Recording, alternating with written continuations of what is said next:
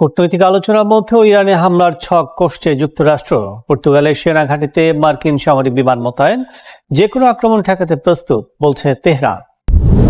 যুক্তরাষ্ট্রের আমদানি পণ্যের উপর শুল্ক বাড়িয়ে 15% করলেন ট্রাম্প। বাণিজ্যের ক্ষতি কাটাতে এমন সিদ্ধান্ত আন্তর্জাতিক মহলে সমালোচনার ঝড়। এবং ভেনেজুয়েলায় সাধারণ ক্ষমা আইন পাশের পর 379 রাজনৈতিক বন্দীর ক্ষমা ঘোষণা। অন্তর্বর্তী প্রেসিডেন্টের ওপর থেকে ইউ এর নিষেধাজ্ঞা প্রত্যাহারের আবেদন স্পেনের।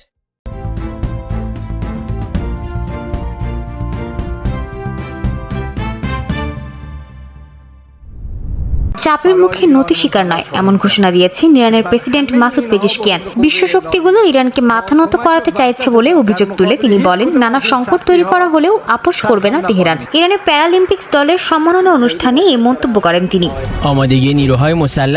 এদিকে সাম্প্রতিক দেশব্যাপী বিক্ষোভে হাজারো মানুষের মৃত্যুর জন্য আবারও সন্ত্রাসীদের দায়ী করেছে ইরান সরকার। পররাষ্ট্রমন্ত্রী আব্বাস আরাকচি জানিয়েছেন, 3000-এর বেশি নিহতের তালিকা প্রকাশ করা হয়েছে, যার মধ্যে 200 জনই নিরাপত্তা সদস্য। অন্যদিকে মার্কিন প্রেসিডেন্ট ডোনাল্ড ট্রাম্পের দাবি, আন্দোলনে নিহতের সংখ্যা 32,000-এর মতো। এ অবস্থায় নিজের দাবির পক্ষে যথাযথ প্রমাণ দেখাতে ট্রাম্পের প্রতি আহ্বান জানিয়েছে পেজিশকিয়ান প্রশাসন।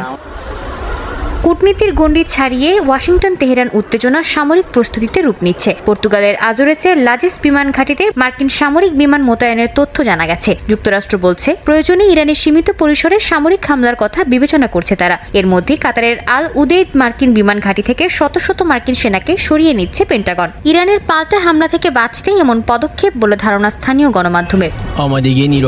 অপরদিকে যুক্তরাষ্ট্রের যে কোনো সামরিক হামলা ঠেকাতে তৎপর হয়ে উঠেছে ইরানও। দেশটির স্থলবাহিনীর কমান্ডার ব্রিগেডিয়ার জেনারেল আলী জাহান শাহী বলেন, সশস্ত্র বাহিনীর সর্বোচ্চ সতর্কতায় শত্রুর যে কোনো অভিযান বা ভুল হিসাব ঠেকানোর প্রধান হাতিয়ার। জানান, যে কোনো হুমকি মোকাবিলায় প্রস্তুত তেহরান। পাল্টা হুঁশিয়ারিতে ইরানের স্থায়ী প্রতিনিধি আমির সাইদ ইরাবানি জাতিসংঘ সনদের 51 অনুচ্ছেদ অনুযায়ী আত্মরক্ষার অধিকার প্রয়োগের কথা স্মরণ করিয়ে দিয়েছেন। গাজায় যুদ্ধবিরতির মধ্যে চলছে ফিলিস্তিনিদের উপর আক্রমণ। প্রতিদিনই হতাহত হচ্ছেন বাসিন্দারা। ভঙ্গুর এই যুদ্ধবিরতির দ্বিতীয় ধাপ শুরু করতে সোচ্চার হয়ে উঠেছেন বিশ্বনেতারা। ইন্দোনেশিয়ার পররাষ্ট্রমন্ত্রী সুগিওনো জানান, গাজার আন্তর্জাতিক শান্তি বাহিনীতে ডেপুটি কমান্ডার হিসেবে অংশ নেবে দেশটি। বাহিনীতে প্রায় 5টি সেক্টরে ধাপে ধাপে সেনাদের মোতায়েন করা হবে। মোট সেনা সংখ্যা পৌঁছাতে পারে প্রায় 20,000 পর্যন্ত। এপ্রিলের শুরুতেই 1000 সৈন্য মোতায়েনের জন্য প্রস্তুত দেশটি। আন্তর্জাতিক শান্তি বাহিনীকে স্বাগত জানিয়ে হামাসের মুখপাত্র হাজিম কাসেম বলেন, গাজার অভ্যন্তরীণ বিষয়গুলোতে বাইরের কারো হস্তক্ষেপ চায় না তারা। তিনি বলেন, শান্তি বাহিনী নীরবভাবে পরিস্থিতি পর্যবেক্ষণ করবে, চুক্তির বাস্তবায়ন নিশ্চিত করবে, একই সঙ্গে জনগণ ও দখলদার সেনাদের মধ্যে নিরাপদ দূরত্ব বজায় রাখবে।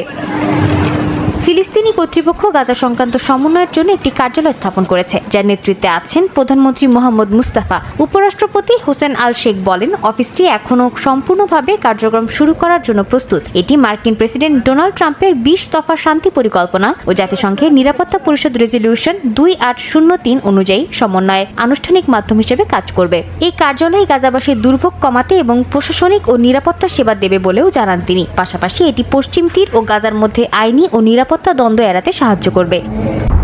বিশ্বজুড়ে সমালোচনা ও দেশের ভেতরে বিতর্কে ঢেউ উঠলেও নিজের মর্জি থেকে পিছু হটতে নারাজ মার্কিন প্রেসিডেন্ট ডোনাল্ড ট্রাম্প। নতুন করে আমদানি পণ্যে আরোপিত 10% বৈশ্বিক শুল্ক বাড়িয়ে 15% করার ঘোষণা দিয়েছেন তিনি। সামাজিক যোগাযোগ মাধ্যম ট্রুথ সোশ্যালে ট্রাম্প বলেন, এটি অবিলম্বে কার্যকর হবে। একই সঙ্গে দাবি করেন, বহু দেশ দীর্ঘদিন ধরে যুক্তরাষ্ট্রকে বাণিজ্যে ক্ষতিগ্রস্ত করছে।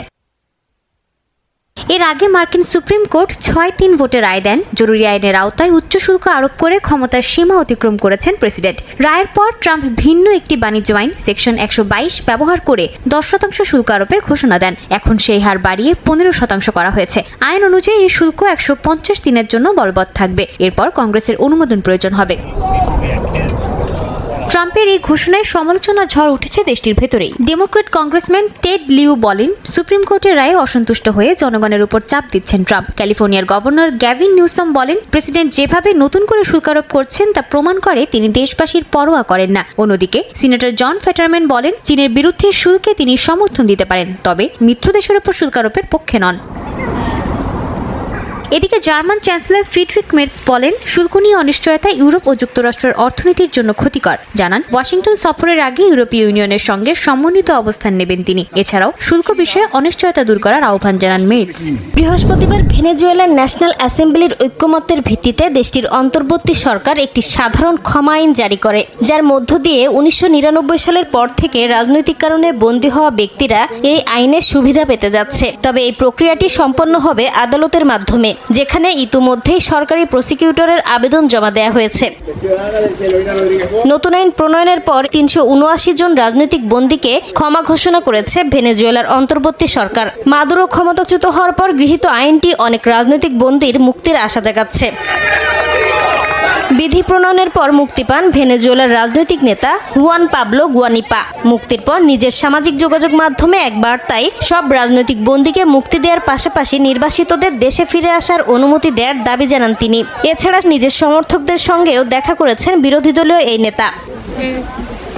ভেনেজুয়েলার সরকারি হিসেব বলছে, গত এক বছরেরও বেশি সময়ে প্রায় 900 জনকে কারাগার থেকে মুক্তি দেওয়া হয়েছে। আর মানবাধিকার সংগঠন ফরো প্যানেল এর তথ্য মতে 8 জানুয়ারির পর থেকে এ পর্যন্ত রাজনৈতিক বন্দী হিসেবে গণ্য হওয়া প্রায় 450 জন মুক্তি পেয়েছে।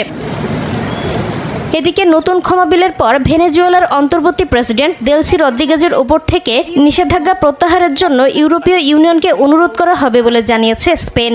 দেশটির পররাষ্ট্রমন্ত্রী হোসে ম্যানুয়েল আলবারেস জানান, ক্ষমা আইনটি ভেনেজুয়েলার সঠিক পথে এগোনোর স্পষ্ট সংকেত। এক্ষেত্রে দেশটিকে নিয়ে নতুন করে ভাবা যেতে পারে, যদিও এই বিষয়টিতে ইউভুক্ত দেশগুলোর সমর্থন প্রয়োজন। অবৈধ অনুপ্রবেশ নিয়ন্ত্রণে প্রতি বছর কোটা নির্ধারণ করে স্পন্সর ভিসায় বিদেশি শ্রমিক প্রবেশের অনুমোদন দিয়ে থাকে ইতালি সরকার। যদিও বাস্তবে অনুমোদনের হার খুবই কম। প্রশাসনিক জটিলতা এবং ক্লিকটের ত্রুটিতে অবৈধ হয়ে থাকছেন বহু শ্রমিক। দেশটির উচ্চকক্ষ সিনেটে এরো স্ট্রানিয়েরো নামের একটি প্রতিষ্ঠান তাদের বার্ষিক প্রতিবেদনে এ তথ্য তুলে ধরেছে।